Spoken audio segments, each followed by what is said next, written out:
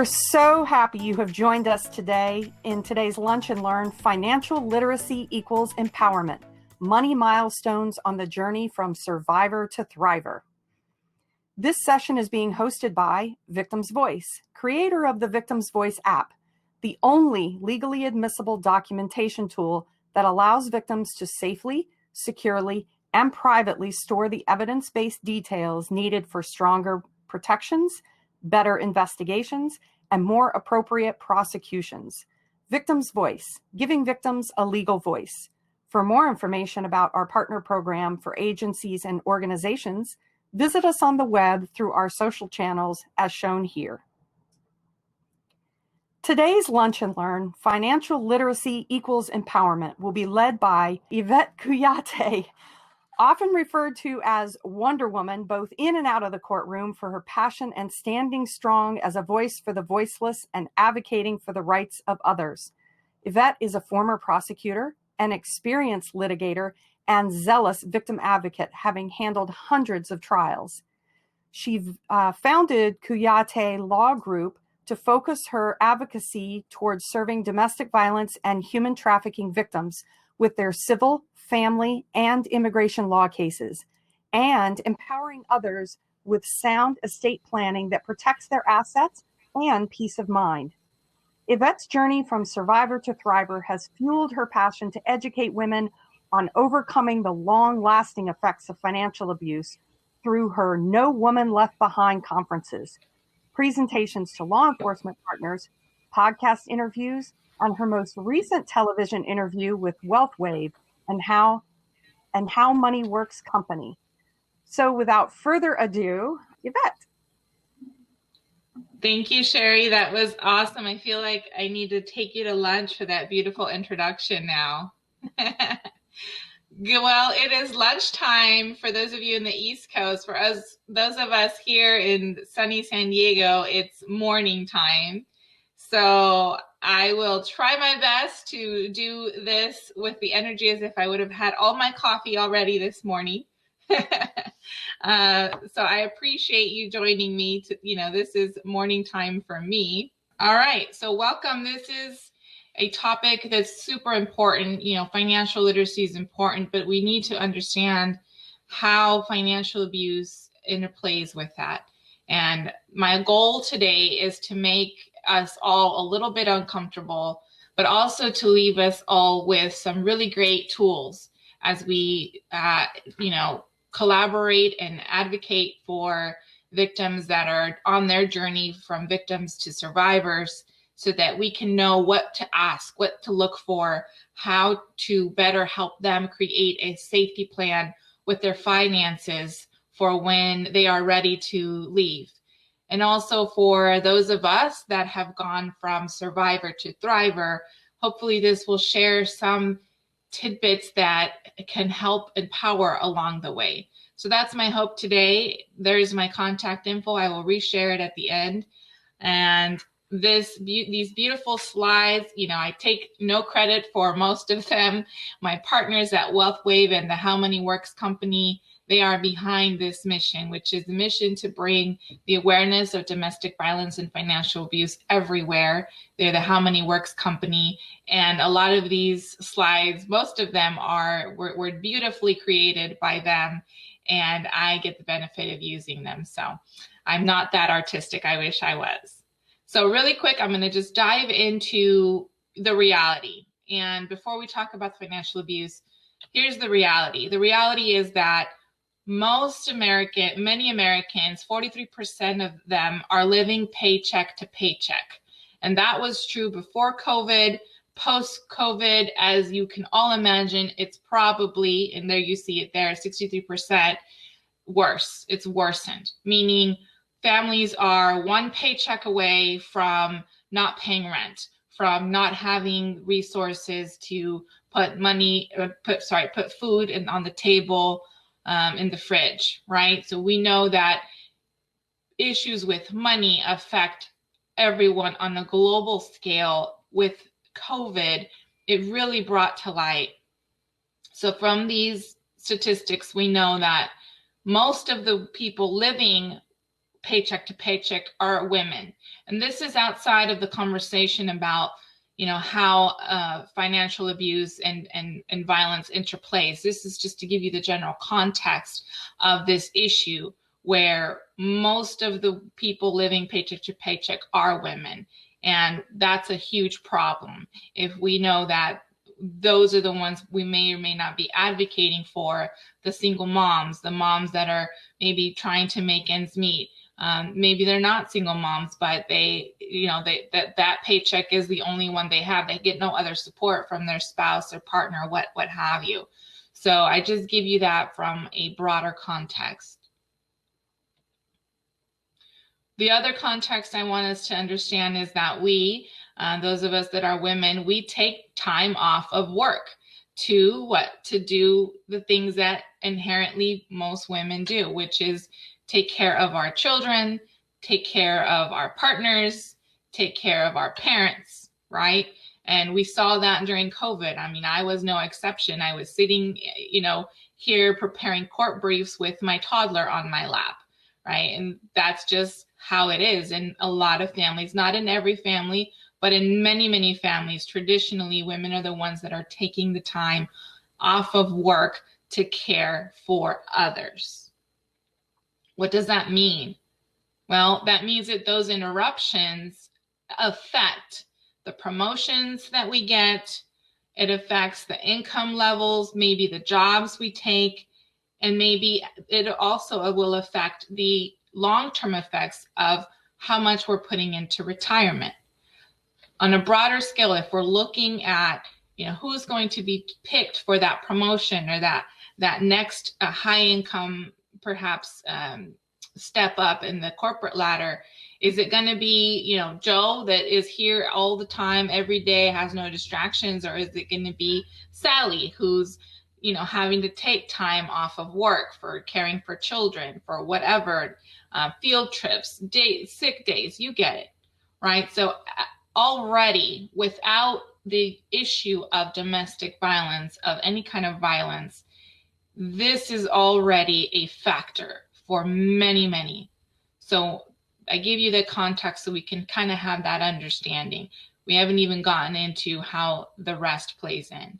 The other thing, again, with retirement benefits, right? So if we're taking time off of work, that means that that's money that we're not investing in ourselves. That's money that at the end of our careers, we're really not having, as opposed to my friend Joe, again, not having missed a day of work, getting those promotions, and he's able to put in the money for that retirement.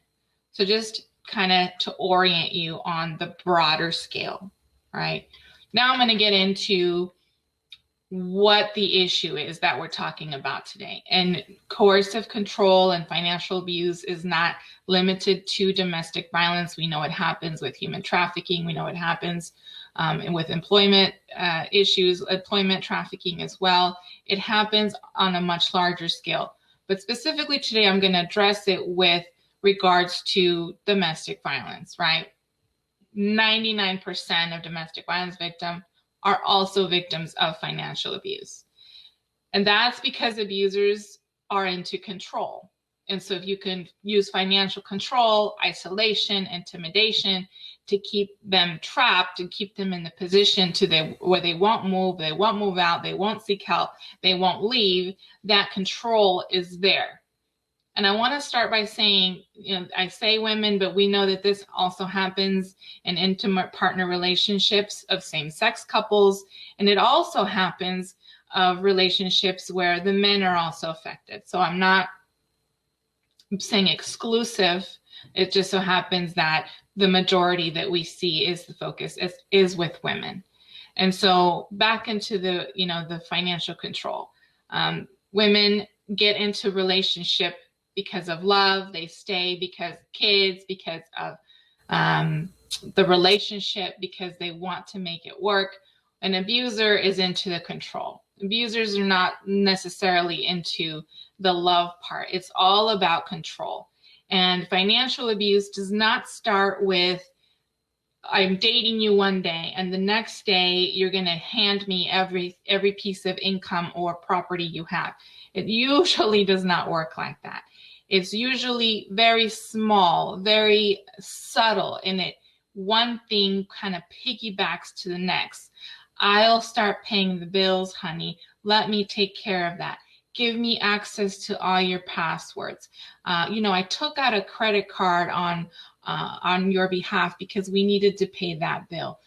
Hey, won't you, my mom needs a home. Will you co-sign for her loan? My brother needs a car loan. Will you co-sign for that loan? And the abuse is seen oftentimes escalating, where if I say no, or I put up a defense, now the abuse will escalate. And it doesn't necessarily always mean immediately there is physical abuse, right? There's a lot that goes into playing with the psychological, emotional, verbal, you name it, types of control that financial control is seen and tied to. So that's our issue we're going to talk about today. We know that financial impact from this financial abuse, it also affects decisions of custody, child, spousal support down the road. I've seen clients whereby they've left an abusive relationship, but guess what? It's not that they don't have the money, they don't have access to the money. And so now, instead of going into a child custody trial that they should probably and want to do, they flat out can't avoid it. I mean, they can't pay for it. So it impacts that. We also know that it's the third leading cause of homelessness. And I'd probably venture to say that with COVID, that probably rose up. This is an old statistic that I pulled in 2019, where financially, I used to have a professor in law school that said when women and children are on the move, that's when they're the most vulnerable. So that specific statistic just breaks my heart, because this is the accumulation of it, as we'll see down the road. We know that financial abuse and domestic violence costs, again, between 21 to 60% of victims will end up losing their jobs due to some reason stemming from that abuse. And so if you think of the slides I shared at the beginning, where we're already impacted by taking time to take care of our children, our parents, our partners, now we're taking time because on that day there was an abusive explosion that happened, a trigger that happened, and now I couldn't go to work. And now I'm taking time to take care of myself, perhaps, and also the remnants of what just happened at home. We know that it's a huge impact on the workforce. $8 million of paid work each year is missed because of abuse. We know that it's a huge impact to our healthcare system, an estimated $4.1 billion a year into the healthcare system just for domestic abuse. And that's not including, again, human trafficking, sex trafficking. That's not including all of the other forms of control that money and financial abuse is tied to. And with this pandemic, we know that I was just at the United Nations 65th Commission on the Status of Women Conference in March. And on a global scale, they're calling violence against gender-based violence the shadow pandemic, meaning that it's the pandemic behind the pandemic, behind closed doors, where there maybe if victims were not experiencing violence before, now they did. If before they had an out, they could go seek assistance or help, many could not. And this was happening on a global scale, evidenced by the fact that every country was dedicating a forum on this topic. So I'd venture to say that 4.1 billion, we're going to see those numbers rise even higher as victims come forward, as the world begins to open up again, and as the US begins to open up again. Again, most of the people that have gone through some sort of violence have also experienced economic abuse. So that is some statistics for you that break my heart, but are necessary to hear, necessary for us to understand the magnitude, the cost on lives, the cost on what we see as we're driving down the street. What are the ramifications? What are people actually going through on a day-to-day basis, right? Really, really important. All right. Here's what I want to say. The reason I'm showing this picture was taken as I was getting my doctoral gown put on me, and I'm blowing a kiss to my daughters that are in the audience. One of the best days of my life, the day that I finally became an attorney, right? Graduated from law school. But I want to say this. Do not be fooled by the pretty social media posts, okay? Do not be fooled by, and this goes more in depth to not just who you serve, but who's around you. Our own friends, our own family, our own colleagues, our own network of people. We really need to pay attention behind what's on the surface. Because at that time, what was on the surface was a young lady that had finally accomplished her goals and dreams. What they didn't know that was at that time, I was living out of my car. My friends had come to literally pack up the rest of our belongings and put us in a U-Haul, and I was going to have to go move up to Sacramento to stay here in this barn. See, that's not something that you'll see on social media. Why? Because the shame, the isolation, the not wanting to air out our matters, the not even coming to reality and grasp what is actually going on. How did the woman in that picture end up living in that barn? She's smart. She graduated law school. She has a post-bar ready to go to be a prosecutor. What is missing? What's the link that said, what happened? How does that happen? It doesn't discriminate by class. It doesn't discriminate by how smart you are, how pretty you are. It doesn't discriminate by your position in society. And I would even say that, the more advanced, educated, higher positions that you have, it can be very, very isolating, because the trust, the shame, the not wanting to air it out, not saying, I don't know who I can come to this, is very, very real. And so that's why I plead, if you remember nothing else, don't think and don't be fooled by those pictures in the social media. You don't know what's beneath the surface. And we really got to get good at asking and paying attention to those red flags, because it could be someone you love. At that time, and I wish I could tell you really that it was that whole barn. It wasn't.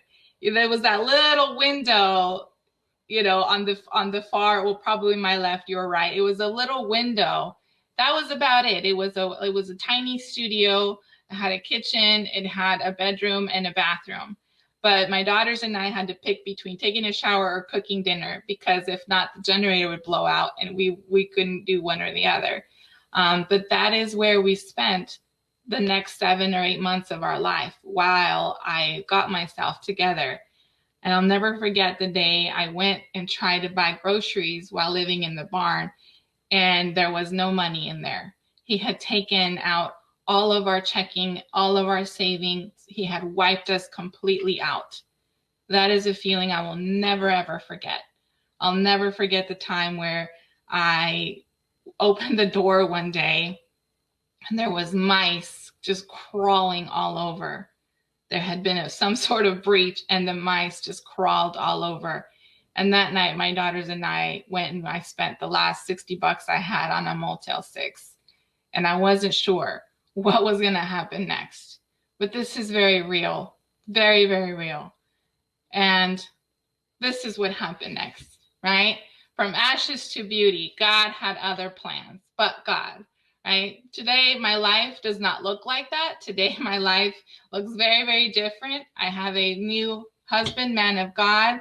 God gave me another beautiful baby girl and 2 more that came with the package when I married him. So I have 5 daughters, and it looks nothing like it, nothing that I could have planned, but I have a duty to say, okay, what were the things that I did that I had to learn to go from that survivor to this thriver that you're now seeing, that Sherry spoke about, right? A lot of times we just think, oh, she's great. And you have no idea really what we all have gone through. We all have a story. So I say that because on the journey, there is so much that we can do. And I wish that what I'm about to share with you, I would have had, because it would have made my journey a little easier. And that's my goal. All right. So before we get to those, let's talk about this. Why do victims go back? And I hate when people say, oh, why doesn't she just leave? Why does she go back to him again? But many people are so scared to leave that job they hate. Many people are so afraid to go out and become an entrepreneur because they want that stability of that paycheck. Well, in a very psychological sense, hey, it's no different. If the financial obstacles that you're going to face are greater than the comfort or the expectation of thinking, at least here, I know I'll have food. At least here, I know I will have a roof over my head, or I won't have to live in that barn, right? Why do they go back? Especially if there's children involved. So we have to, as advocates, really, when we hear those kinds of conversations, take a step and say, would you? If you had to pack up everything you had in one suitcase and leave, would you be ready to do that on the first time? Or would it actually take you some time to not only build up your courage, but build up your game plan, build up your financial game plan that we're going to talk about today, right? So here's the questions that we need to ask our clients, ask our friends, our family. Look for these cues, these red flags. Again, this is not something that just happens overnight. It's very gradual, but very methodical. They're very, very good at what they do. And in many cultures, specifically my own culture, it's very normalized. That's the man. The man pays. He's in charge of money. There's no issue here. All right. Then one day you can't buy groceries because the man took food, the money for food. So I digress. So these are the questions. So does your partner deny or limit your access to money? Are you on a strict allowance? Are you denied access to information like money? Do you know how much your partner makes? Do you know what bank statements you have? Is stuff hidden from you? You know, I've had clients that are in their 50s, 60s, and they get out of these long-term relationships and they have no idea who they were banking with. No idea. And this is 2021. They don't know who they were banking with. They don't know what their retirement accounts look like. They have no idea who's the mortgage lender. They have no idea if the cars are paid off or not. They don't know. They have no idea.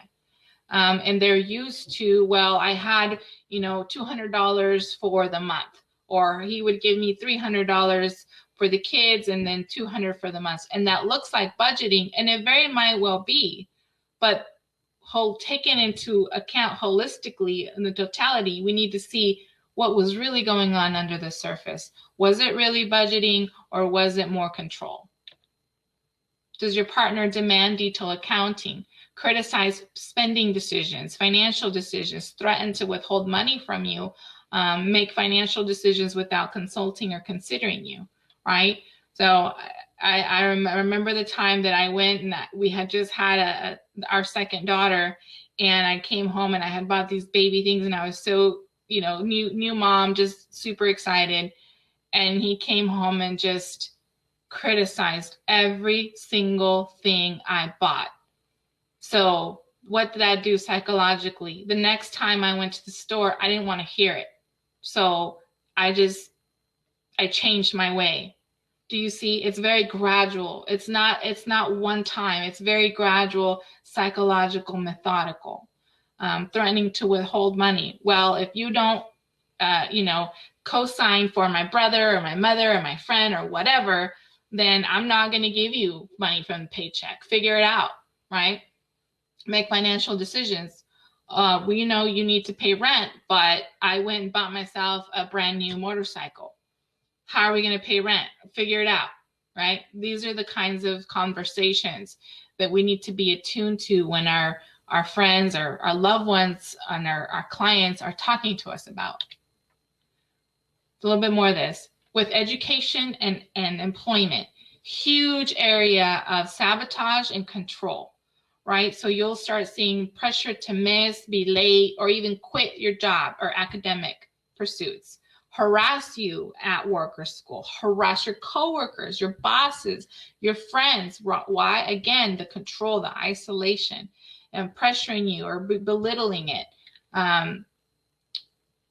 You're not going to make it. You're not that smart. No one's going to want to hire you. No one's going to want to actually put you in their academy or their employer, whatever. Criticizing the advances or the accomplishments, right?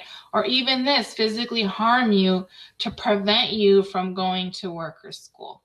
That's a big one. We saw slides before where, there's a cost to having to take time off of work because of an issue with relating to domestic violence. So if I have bruises on my arm, or if I have bruises on my face, I'm not going to want to show up to work. I'm not going to want to pick up the kids from school. I don't want people to ask questions. And so what I'm going to do is I'm going to stay home. And what's that going to do? That's going to now impact the school, the job. It's just going to be, as you see, this spiral, right? So these, when it comes to the employment, the education, for those of us that have colleagues, for those of us that are in a workplace, a lot of times the work is like the second family, right? Those are the people that are closest to you. So I think we need to really perk up our ears, really pay attention, and leave those doors open for our colleagues, our friends, our loved ones, and our clients, again, to, if they need to come and vent, but ask appropriate questions, not in a condemning way, but in a way to wanting to understand and maybe get a clearer picture of, is this a sabotage? Is this control? Or, what's really going on here?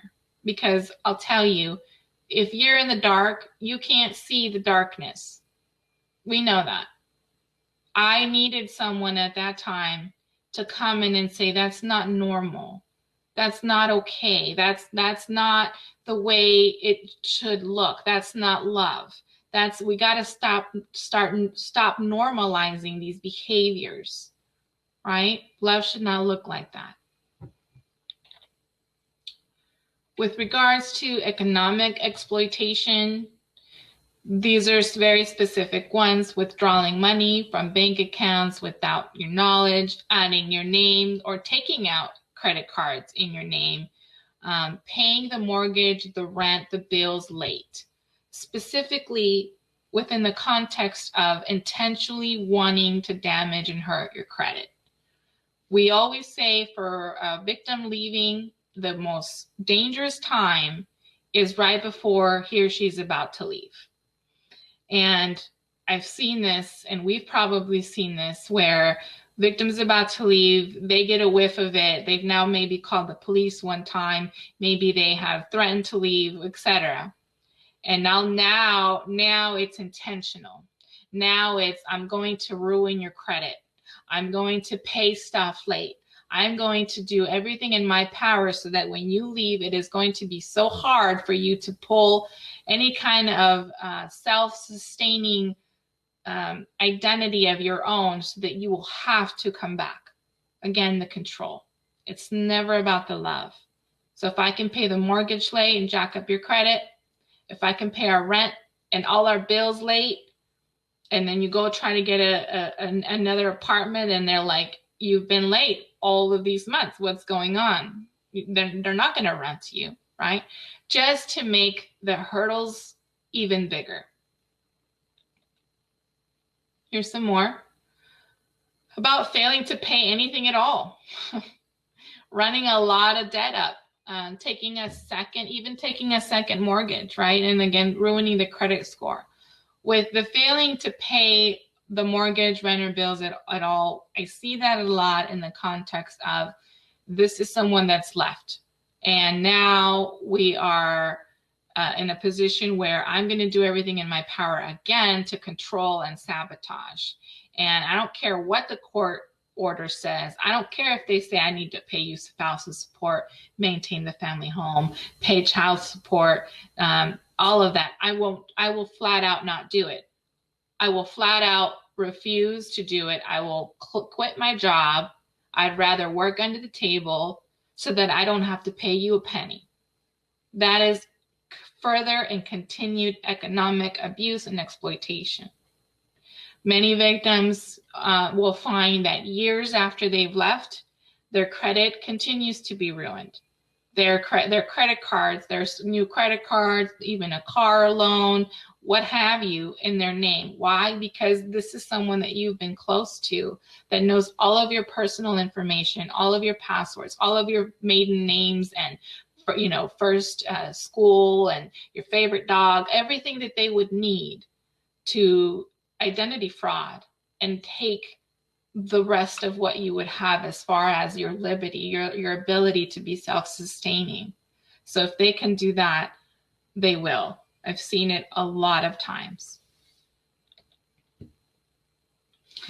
So I wish that this was not a reality, but I think as these slides and this conversation has shown, these are aspects of leaving a situation. All of them are going to involve money, right? All of them, almost every aspect. Long after, before, during, and after. It is not a, I left and everything is fine.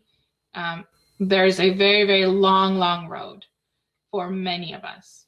Okay, so what do? Where do we go from here? Well, what conversations do you have, right? For those of us that are directly in one-on-ones with potential victims, and we do advocacy, how do we help them? What kinds of questions? Well, we saw some of the red flags.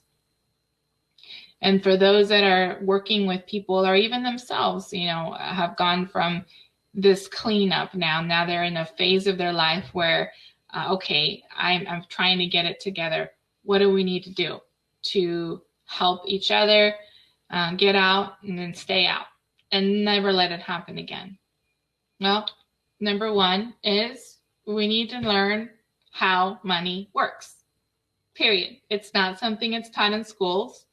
We don't know in many cultures. Again, it's very normalized to just hand over everything and say, okay, he's the man, he's going to do it. And then we wipe our hands clean, and we don't know how to budget. We don't know how to build a savings. We don't know what investment strategies. We don't even know we don't know. You get my drift, right? So we need to understand, how does it work? Again, I've had clients that never wrote a check in their life, did not have a credit or debit card to start using. Okay, I want to hire you. How do I even pay you? I don't know where my money is, right? So on a very basic level, very, very important to learn how money works. This is Financial Literacy Month, so we'll get into that in just a bit. Here it is. Do me a favor and take this, just take your phone and take a picture of this, the 7 money milestones, right? I believe this is what you came for, right? These are the 7 money milestones to go from survivor to thriver. And I'll explain why each of these are very, very important briefly. I won't go super in depth because we don't have the time today, but I want to give you just enough so that you have a basic understanding of how these could help somebody in a situation and also leaving a situation and healing from a situation, right? So the first one is, sure, financial education, becoming financially literate, working with a financial professional, or just getting your hands on basic literacy, books. There's a lot of them out there. I'll share my favorite one in a bit, but you need to just get literate. You need to understand what is it that you know and what you don't know. Again, this is not something that's taught in the schools and high schools, not something that most of us grew up with our parents teaching us. My mom used to put her money in the coat, and that was her way of savings. My grandparents used to put money under the mattress, true story. And that was probably not good, right? The house burns down, all the money's gone. So it's the financial blueprint from where we come from. It's nothing to do with, us not knowing. It's just that's what we knew or what we didn't know. Okay. Proper protection. Protecting against the loss of income, the loss of savings.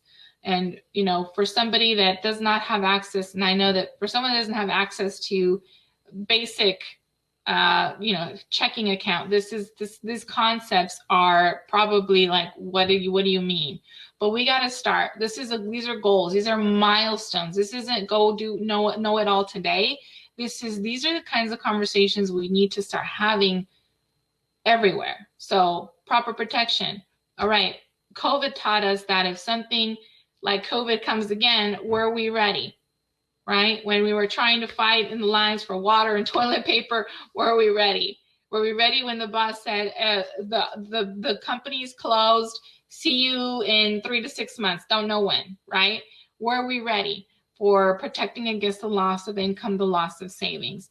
But deeper than that is really for those of us that have minor children, especially those of us that have left an abusive relationship and have minor children, it's very, very important that we know that if something happens to us, are they protected for? Meaning, did I leave a life insurance policy that will be able to, whoever I leave as a guardian, to carry on and keep taking care of my babies long after I'm gone, right? It's having those conversations that we don't really want to have, but that are important.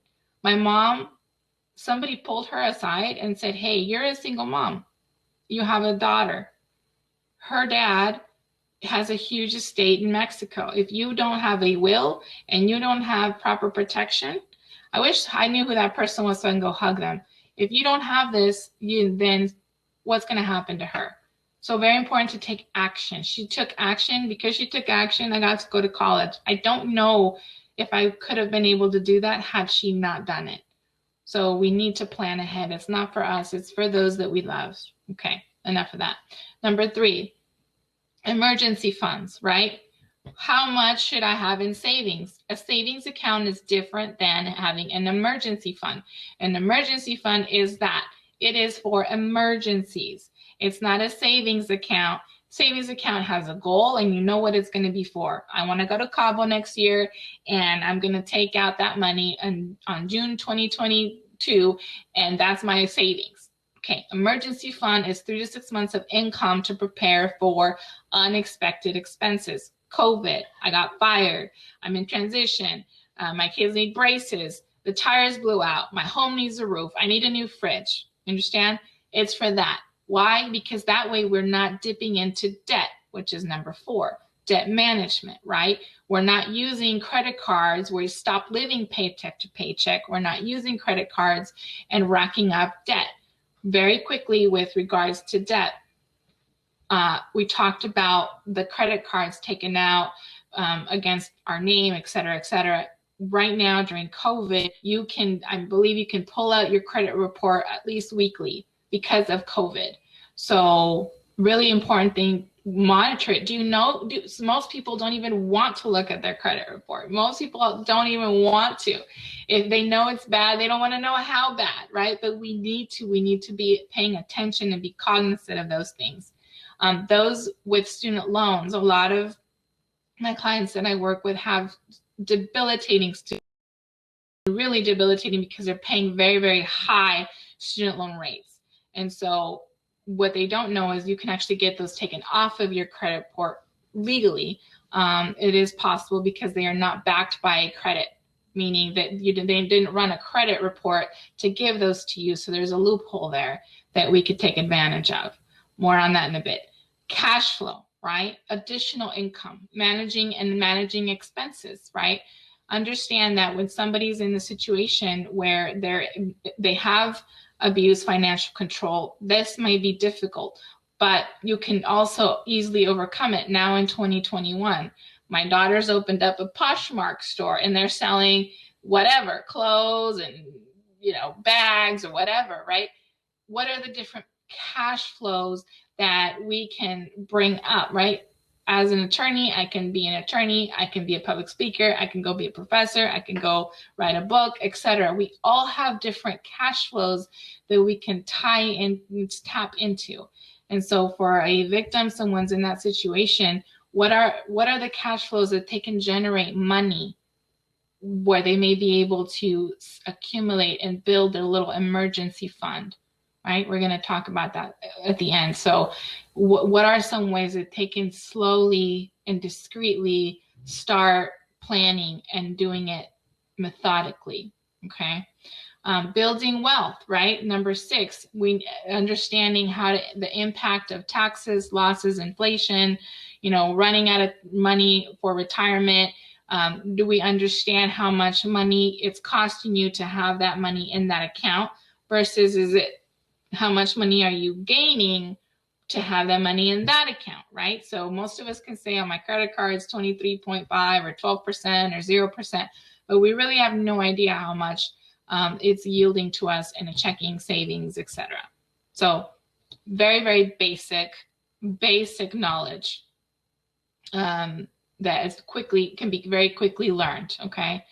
Number 7 is, of course, protecting the wealth. So going back to number 2, having a will if we're single parents, if we have minor children, making sure that we leave a guardian over their physical person and over their assets, any assets we leave, and guarding our legacy, right? So I do in my day-to-day, I do a lot of talking with my clients about estate planning. That's number 7, a will, a trust, all of that.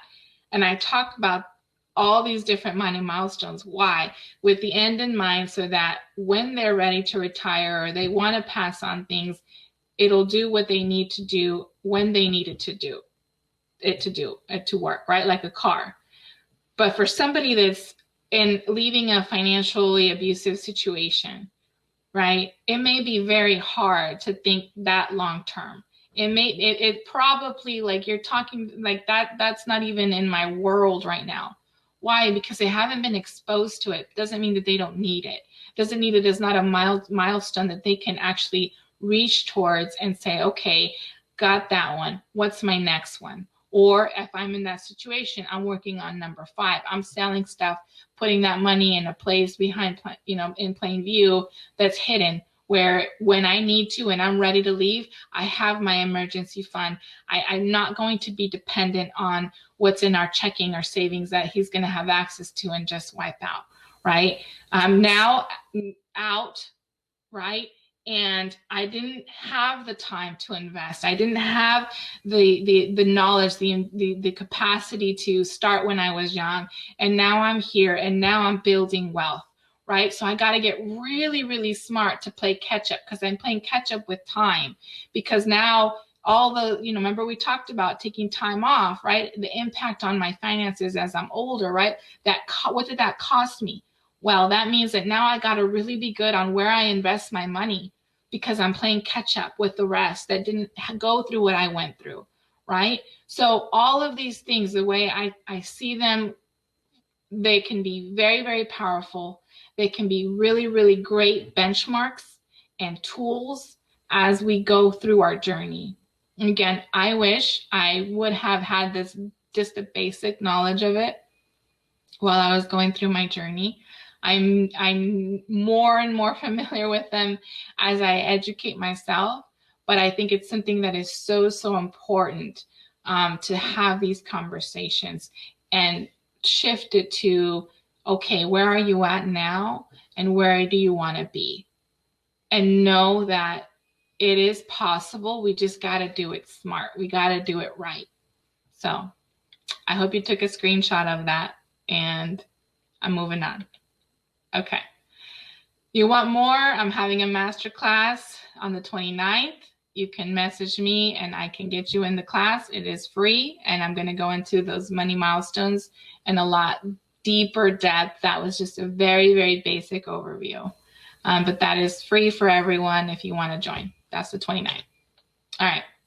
So number 1, to recap, was, okay, what do we do? How do we stop it? What do we talk about? 1 was get educated. All right. Number 2 is going to be get involved in your finances. All right.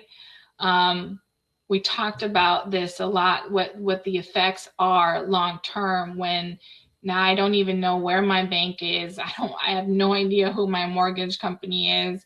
I don't know, and I need to know. So putting our ear and tailoring it to what are our friends, our family members, our relatives, our loved ones, our clients, what are they saying? What are they looking at when they're saying, you know, I don't know? Can we ask the questions and say, well, what, help me understand? Or, well, how much do you know? Are you involved? Right?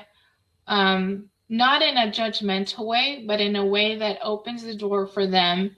And then you might be able to be the one that says, you know, you might want to consider having that conversation. Maybe not from a you're controlling me standpoint, right? Don't do that. But from a, hey, honey, I'm just curious if something were to happen, you know, I really don't know where, I wouldn't know where to start, right? Something, some information to start bridging the door to be involved with the finances, right?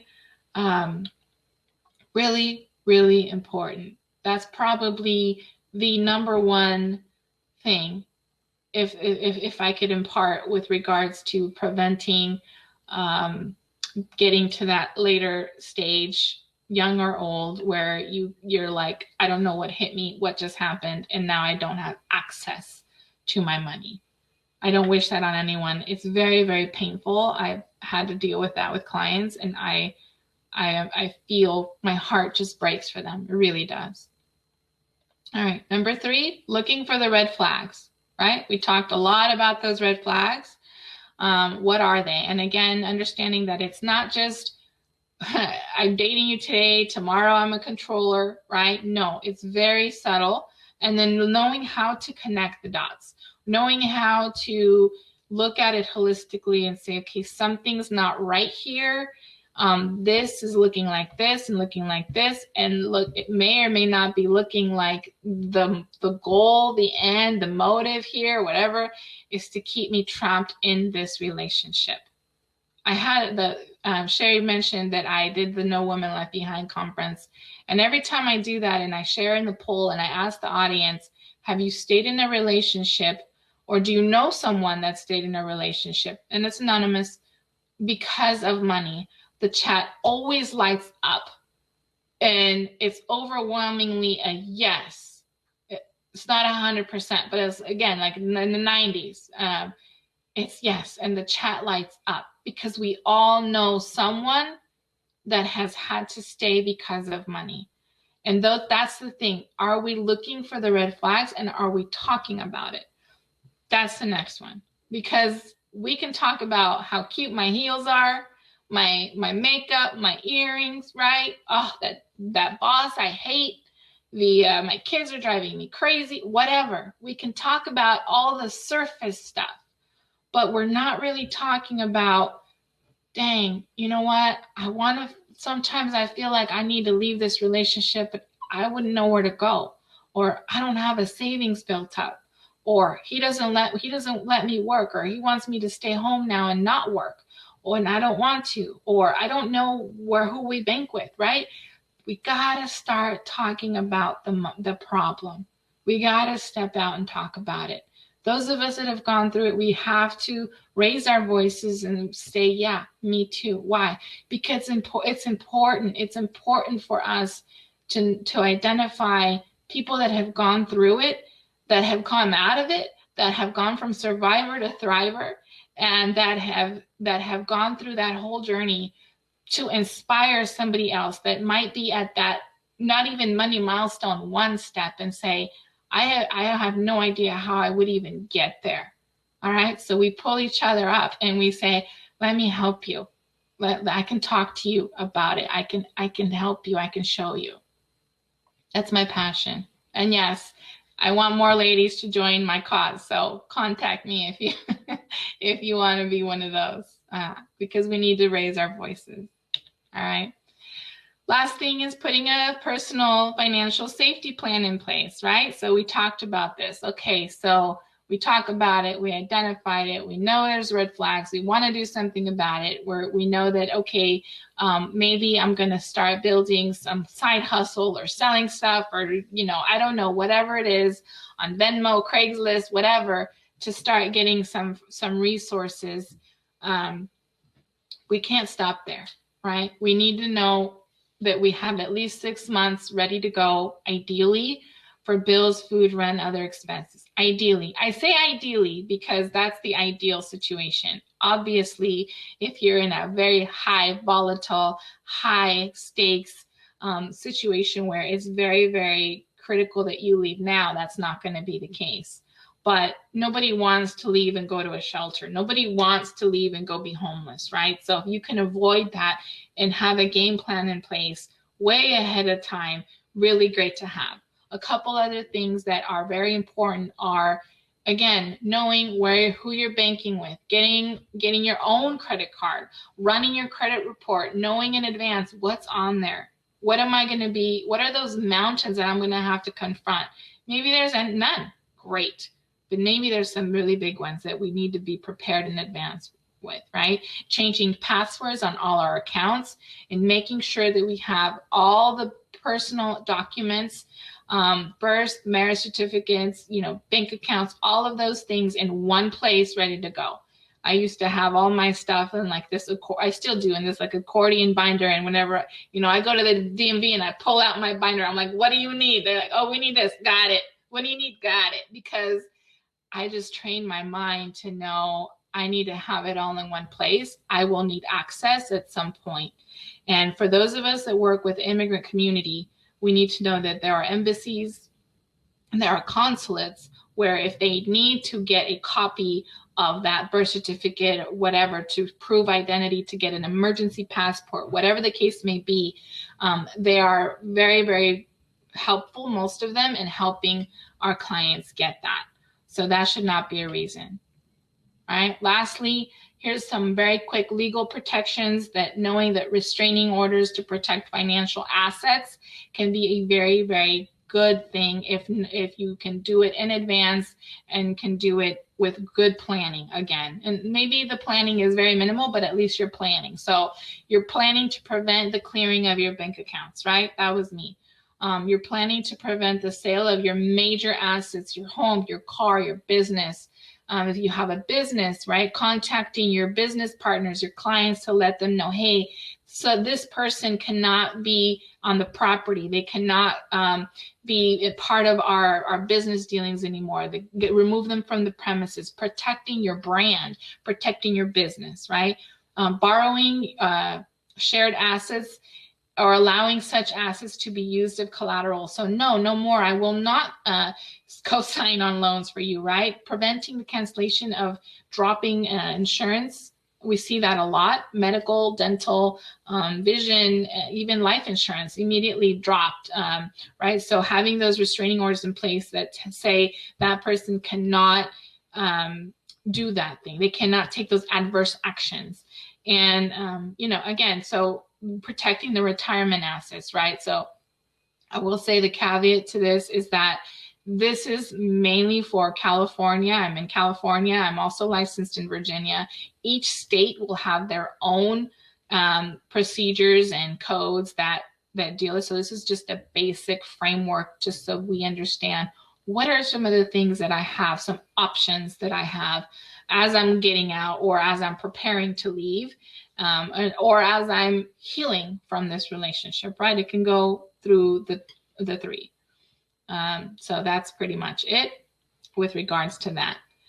I mentioned to you that I would recommend my favorite book. It's the #1 book on financial literacy right now out there. It's this one. It's by the How Money Works company. It's called Stop Being a Sucker, right? How Money Works, Stop Being a Sucker. Email me, get your free copy. If I'm giving 10 free attendee copies of anyone that's attending today. If you're on the replay and you're watching this on replay, you can still email me. We'll try to get one to you at a later date, but I reserved 10 for attendees. And this book does go into depth with most of the concepts that I talked about, that I will be talking about on the 29th at the masterclass. Really, really great book. I love this company. I love what they're about. I love that they are taking an issue as serious as this and actually doing something about it. So the offer's there. At the end of the book, there's what's called a discovery form. And if your situation is that where, you know what, I need some extra help, here's where I'm at, here's where I need to go, it's on the back of the book. Connect with me. I'm happy to sit down with you for free and just go over that with you. So that's at the end. There's my contact information. I leave you with that. I know it's been heavy. I know it's been a lot, but these are my whys. These are my babies. On the left is me when I was little with my mom. And on the very far right are my girls now, my 3 teenagers that drive me nuts, but that motivate me and encourage me to be a sounding voice so that no woman, no victim is ever in a situation where because of money, they have to give up what they love the most or they have to be in danger. My mom, because of money, had to leave Mexico, had to leave her whole country and leave me behind. And that's not something I want any mom, any woman, anyone to have to do. I want us to be thriving with babies if we have them, on our own if we are on our own, however we look, I want us to be thriving. And I want to tell you that it is possible. I want to tell you that the journey is not easy, but it is so, so worth it. And there are plenty of people out there that have been through it, that want to help you, cheer you on, cry, laugh, and just be a support to you. So I want to thank Victims Voice for topic to the limelight, for empowering women and men and everybody that's hearing. I want to thank you. It is so critical to victims that are leaving, that have left, and that are staying left and now thriving. I just thank you, Sherry, for opening up your doors to me today.